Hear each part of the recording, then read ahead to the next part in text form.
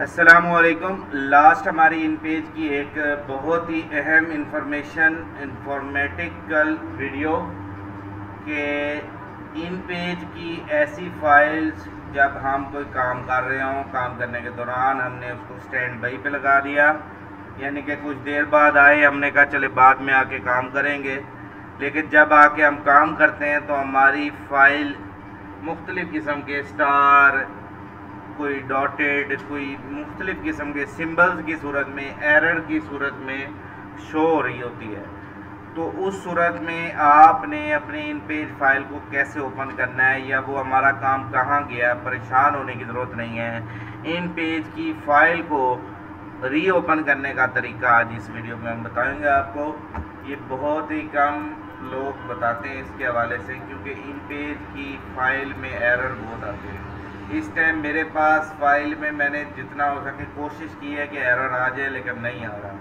یہ اس کی اپنی مرضی ہوتی ہے، ایرر جب بھی لائے گا خود ہی لائے گا، اور جب آپ کے پاس ایرر آئے گا تو انشاءاللہ آپ کی بھی ٹیوننگ سروس ہو جائے گی۔ تھوڑی دیر کے لیے آپ بھی ڈر جائیں گے، ٹھیک ہے۔ ابھی تو نہیں آ رہی، میں نے اس کو بھرپور کوشش کی ہے، بند کر کے بھی آن کی ہے، مختلف سٹائل لگا کر کوشش کی ہے کہ ہو جائے ایرر جب ہوگا نا تو یہاں پہ سٹارز بن جائیں گے، کہیں پہ ڈاٹ، کہیں پہ سوالیہ نشان، یہ لفظ آپ سے پڑھے نہیں جائیں گے، وہ اپنی زبان میں چائنیز لکھ دے گا۔ تو آپ نے اس صورت میں اپنی اس فائل کو اوپن کرنے کا کیا طریقہ ہوگا؟ جسٹ آپ نے کرنا کیا ہے، میں اس فائل کو بند کر دیتا ہوں۔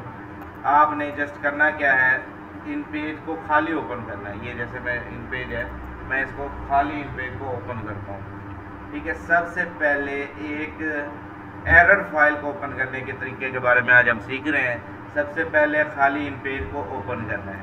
جیسے ہی ہمارا ان پیج اوپن ہوتا ہے ہم آگے اس کو ڈسکس کرتے ہیں۔ تو یہ ہمارا ان پیج اوپن ہو چکا ہے۔ اب آپ نے فائل پہ بٹن پہ کلک کرنا ہے، نیو پہ اب کلک نہیں کرنا، کیونکہ ہم نے نیو کام نہیں کر رہے، ہم اپنے اس لاسٹ کنٹینیو کام کو ہم کنٹینیو کرنا چاہ رہے ہیں، یعنی کہ جو ہم نے کام چھوڑا ہے۔ تو فائل کے بٹن پہ کلک کرنے کے بعد اس اوپن کے بٹن پہ کلک کریں گے۔ اس کی کمانڈ بھی ہے کنٹرول ہو، اوپن کے بٹن پہ کلک کریں تو یہ آپ کا فولڈر آ جائے گا۔ اگر تو ڈیفالٹ آ جائے تو وہ ٹھیک ہے، اگر نہ آ رہا ہو تو یہاں سے آنے کے بعد یہ اب اسائنمنٹ 2 ہماری فائل ہے، یہ اسائنمنٹ 1 ہماری فائل ہے، جو بھی ہماری فائل ہے اس فائل پہ کلک کریں۔ یہ میں نے کلک کیا اور اوپن پہ کلک کیا تو یہ دیکھیں وہ ہماری فائل اوپن ہو جاتی ہے، بلکہ سوری یہ اس ٹائم آ چکا ہے۔ یہ دیکھیں یہ ایسے ایرر آ جائیں گے، ٹھیک ہے۔ تو ایسے ایرر میں آپ نے پریشان نہیں ہونا، جسٹ فائل کے بٹن پہ جانا ہے، اوپن کے بٹن پہ جانا ہے اور اپنی اس فائل پہ کلک کرنا ہے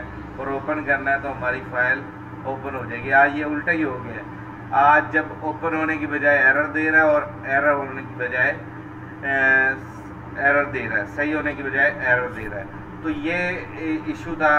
بائی ڈائریکٹ ڈرائیو سے اوپن کریں گے تو آپ کا ایرر آئے گا، اور اگر اوپن کے بٹن سے آپ کلک کریں گے تو ہماری فائل بالکل صحیح اوپن ہوگی۔